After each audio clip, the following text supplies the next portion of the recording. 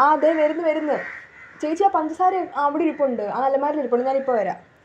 നീ ഈ ഫോണും നോക്കി ഇവിടെ ഇരിക്കാതെ നീ ആ പുറത്തോട്ടിറങ്ങും. അവിടെ എന്തോരം ആൾക്കാർ നിന്നെ കാണാൻ വന്നിരിക്കാതെ അറിയാവോ? എടി അതൊക്കെ മനസ്സിലാവും, നിനക്ക് ഒരു ദിവസവും കൂടെ ഇവിടെ ഉള്ളൂ, നാളെ നിൻ്റെ കല്യാണമാണ്, ശരി സമ്മതിച്ചു.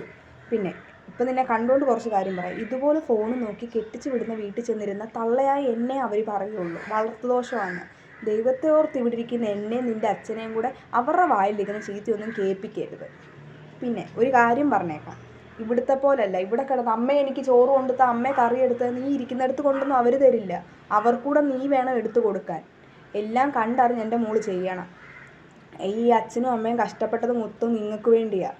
അതുകൊണ്ട് മൂത്തവളെ കെട്ടിച്ചിട്ട് ഒരു കുഴപ്പമില്ലാതെ അവൾ ജീവിക്കുന്നു, സന്തോഷവും സമാധാനമായിട്ട് ജീവിക്കുന്നു. പിന്നെ നീയേ ഉള്ളു ഇച്ചിരി ഒന്നൊരു ഞങ്ങൾക്ക് പേടി, ഈ എന്തെങ്കിലും എതിർത്ത് പറയുമോ എന്നൊക്കെ. അവിടെ ചെന്ന് അച്ഛനെ അമ്മേനെ ഞങ്ങളെ കാണുന്ന പോലെ അച്ഛനും അമ്മേനെ കാണുന്ന പോലെ കാണണം എന്ന് പറഞ്ഞാൽ അവിടെ ചെന്നിട്ട് അമ്മ എനിക്ക് ചോറെടുത്തതാ, എനിക്ക് കറി എടുത്തതാ, അല്ലെങ്കിൽ ഇടയ്ക്കിടയ്ക്ക് അമ്മ എനിക്ക് വെള്ളം എടുത്തതാ, ചീപ്പ് എന്തിയെന്നൊന്നും അവിടെ ചെന്ന് പറയാൻ പറ്റത്തില്ല. അറിയാമല്ലോ, എൻ്റെ മോൾ കണ്ടറിഞ്ഞ് അവിടെ സമാധാനമായിട്ട് നിൽക്കണം. ഞങ്ങൾക്ക് നിന്നെയും കൂടി കെട്ടിച്ച് വിട്ടിട്ട് വേണം ഒന്ന് സ്വസ്ഥമായിട്ട് ജീവിക്കാൻ. പുറത്തൂടെ സന്തോഷത്തോടെ നടക്കുമെന്ന് പറഞ്ഞാൽ നിൻ്റെ അച്ഛൻ്റെ ഉള്ളു വിങ്ങുക. നിങ്ങളെ 2 പെൺമക്കളെയും കെട്ടിച്ച് വിട്ട് ഞങ്ങൾക്ക് സമാധാനമുണ്ടോ? ഞങ്ങൾ ഈ പുറത്ത് സന്തോഷം നടക്കുന്നുണ്ട്, ഞങ്ങളുടെ ഉള്ളിൽ വിഷമമാണ്. ഞങ്ങൾ പൊന്നുപോലെ വളർത്തിയ 2 മക്കളാണ് കെട്ടിച്ച് പോയത്. മൂത്തവൾ പോയപ്പോൾ ഇതിലും വിഷമമായിരുന്നു. ഇപ്പോഴും നീ ഉണ്ടല്ലോ എന്നോർത്ത്.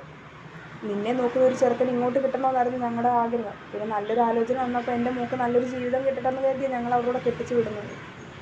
എൻ്റെ മോൾ ഇവിടുത്തെ പോലെ തന്നെ അവിടെയും ചെന്ന് നല്ല ഒരു മോളായിട്ട് ജീവിക്കണം. രാവിലെ എഴുന്നേറ്റ് കുളിക്കണം, അടുക്കളയിലൊക്കെ കയറണം കേട്ടോ.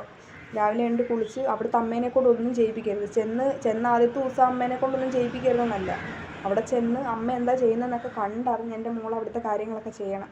അവിടുത്തെ അമ്മ എങ്ങനെ അവിടുത്തെ കാര്യങ്ങൾ ചെയ്യുന്നത് അതൊക്കെ കണ്ടറിഞ്ഞ് പിന്നെ മോള് വേണം എല്ലാം ചെയ്യാൻ. മൂത്ത മരുമോളായിട്ടാണ് മോളൊരു വീട്ടിൽ ചെല്ലുന്നത്. പിന്നെ എൻ്റെ മോളെല്ലാം കണ്ടറിഞ്ഞ് ചെയ്യുമെന്ന് നമ്മൾ വിചാരിക്കുന്നു. പിന്നെ അവിടുത്തെ അച്ഛനുണ്ട്, അച്ഛനെയൊക്കെ ബഹുമാനിക്കണം. പിന്നെ ഏത് നേരം എൻ്റെ മോൻ ഈ മുറി കയറി ഫോണും കൊണ്ടിരിക്കുന്നതിൽ അവിടെ ചെന്ന് ഇരിക്കാൻ നിൽക്കരുത്. അവിടെ എന്തോരം പണികളുണ്ടാവും, അതൊക്കെ കണ്ടറിഞ്ഞ് ചെയ്യണം.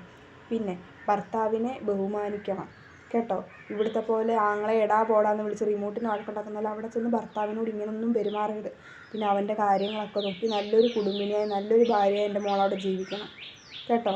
അതൊക്കെ അമ്മക്ക് പറയാനുള്ളൂ. നല്ലൊരു ജീവിതം ഇവിടെ അമ്മ അച്ഛനെ നോക്കുന്ന കണ്ടിട്ടില്ലേ, അതുപോലെ വേണം എൻ്റെ പൊന്നുമോൾ അവിടെ ചെന്നിട്ട് അവിടുത്തെ അച്ഛനെ നോക്കാൻ. അവിടുത്തെ അച്ഛനെയും അമ്മേനെയൊക്കെ സ്വന്തം അച്ഛനെയും അമ്മേനെയും പോലെ എല്ലാം കണ്ടറിഞ്ഞ് എൻ്റെ മക്കൾ ചെയ്യണം. അമ്മയ്ക്ക് ഒരാഗ്രഹമുള്ളൂ, നീയോടെ സന്തോഷത്തോടെ നല്ലൊരു വീട്ടിൽ ജീവിക്കുന്നുണ്ട് ഈ അച്ഛനും അമ്മയ്ക്കും സമാധാനമായി. പിന്നെ പറയേണ്ടത് എൻ്റെ കടമ ഞാൻ പറയുന്നു. പിന്നെ നിൻ്റെ കൂട്ടുകാരാരൊക്കെയോ പുറത്ത് വഴി ചോദിച്ച് വന്നായിരുന്നു. പിന്നെ ചേട്ടൻ അങ്ങോട്ട് പോയിട്ടുണ്ട് അവരെ കൊണ്ടുവരാൻ. അവർ ആ ബസ് സ്റ്റോപ്പിൽ വന്നിട്ട് വിളിച്ചായിരുന്നു. നിന്നെ വിളിച്ചിട്ട് കിട്ടാഞ്ഞപ്പോൾ എന്നെ വിളിച്ചു. അവരിപ്പോൾ വരും. പിന്നെ എൻ്റെ മോൾ നേരത്തെ കിടന്ന് ആഹാരമൊക്കെ കഴിച്ചിട്ട് ഉറങ്ങിക്കും. രാവിലെ ബ്യൂട്ടി പാർലറിൽ പോകേണ്ടതല്ലേ. അത്ര അമ്മ പറയുന്നുള്ളൂ. മോള് എല്ലാം കണ്ടറിഞ്ഞ് ചെയ്യുക. എല്ലാം നല്ലപോലെ ഈ അമ്മ ഇവിടെ ജീവിച്ച കണ്ടിട്ടില്ലേ, നിങ്ങൾക്ക് വേണ്ടിയാണ് ഈ അമ്മ ജീവിച്ചത്.